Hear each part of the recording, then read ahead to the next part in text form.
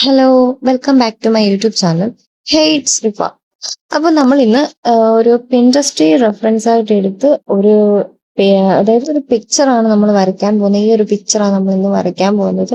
ഇതിന്റെ തന്നെ ഒത്തിരി കളർ റെഫറൻസും എനിക്ക് കിട്ടിയായിരുന്നു. പക്ഷെ എനിക്ക് ഇഷ്ടമുള്ള രീതിയിൽ ഞാൻ ഇച്ചിരി പേസ്റ്റൽ കളേഴ്സ് വെച്ചിട്ടാണ് ഞാൻ പെയിന്റ് ഒന്ന് ചെയ്തെടുക്കുന്നത്. അപ്പോൾ എന്തായാലും അതിന്റെ ഔട്ട്ലൈനും കാര്യങ്ങളും എല്ലാം നമ്മളൊന്ന് വരയ്ക്കുന്നുണ്ട്. ആദ്യം ഒരു പെൻസിൽ ഡ്രോയിങ് ആണ് നമ്മൾ ചെയ്യുന്നത്. എന്നിട്ട് അതിന്റെ മണ്ടയിൽ കൂടെ നമ്മളൊന്ന് ഒന്ന് പെയിൻ വെച്ചൊന്ന് ഒന്ന് ഡാർക്കൻ ചെയ്ത് കൊടുത്തിട്ട് അതിന് ശേഷമാണ് നമ്മളൊന്ന് പെയിന്റ് ചെയ്യാൻ പോകുന്നത്. അപ്പൊ ഏകദേശം ഒരു സൈഡൊക്കെ സെറ്റ് ആയിട്ടുണ്ട്. ഇനി ഇപ്പത്തെ സൈഡും കൂടെ ഒന്ന് വരച്ച് നമുക്കൊന്ന് എടുക്കേണ്ടതായിട്ടുണ്ട്. അപ്പോൾ അത് എന്നെ കൊണ്ട് പറ്റുന്ന രീതിയിൽ ഞാൻ ഇങ്ങനെ നോക്കിയെല്ലാം ഒക്കെ വരയ്ക്കുന്നുണ്ട്. വരച്ച് വരച്ച് വരുമ്പോഴാണ് ഓരോന്നിന്റെ അളവ് ഇത്ര കൂടിപ്പോയി കുറഞ്ഞു പോയി എന്നൊക്കെ മനസ്സിലാവുന്നത്.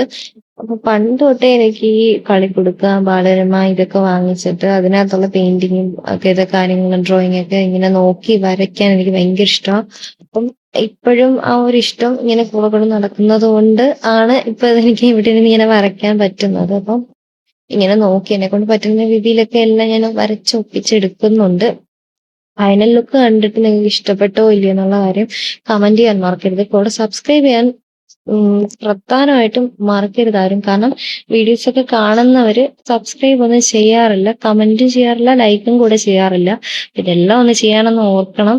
അപ്പോ നമ്മൾ സെന്ററിലുള്ള വീട് ഇപ്പം വരച്ചുകൊണ്ടിരിക്കുക. അപ്പം എനിക്ക് വരച്ചപ്പോ എനിക്ക് കുറച്ച് ഇച്ചിരി ടഫായിട്ടൊക്കെ തോന്നി. കാരണം നമുക്ക് ഒന്ന് വരച്ചു വരുമ്പോഴാ അയ്യോ ഇവിടെ ഇത് വരയ്ക്കാൻ സ്ഥലമില്ലല്ലോ എന്നുള്ളൊരിത് വരുന്നത്.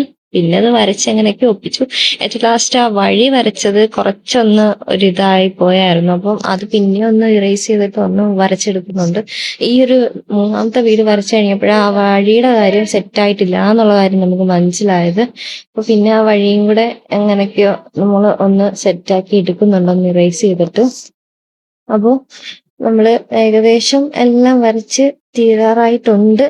അപ്പൊ ഞാൻ ഒന്നുകൂടെ നോക്കുന്നുണ്ട് എന്തെങ്കിലുമൊക്കെ വിട്ടുപോയിട്ടുണ്ടോന്ന്. അപ്പോ എല്ലാം ഒന്ന് സെറ്റാക്കി മേലത്തെ ബ്രാഞ്ചസും കാര്യങ്ങളും എല്ലാം ഒന്ന് വരയ്ക്കുന്നുണ്ട്.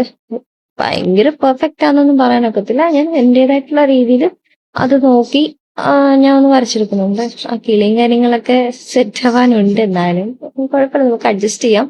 എന്തായാലും കുട്ടികൾക്കും എല്ലാവർക്കും നന്നായിട്ട് ഇഷ്ടപ്പെടും.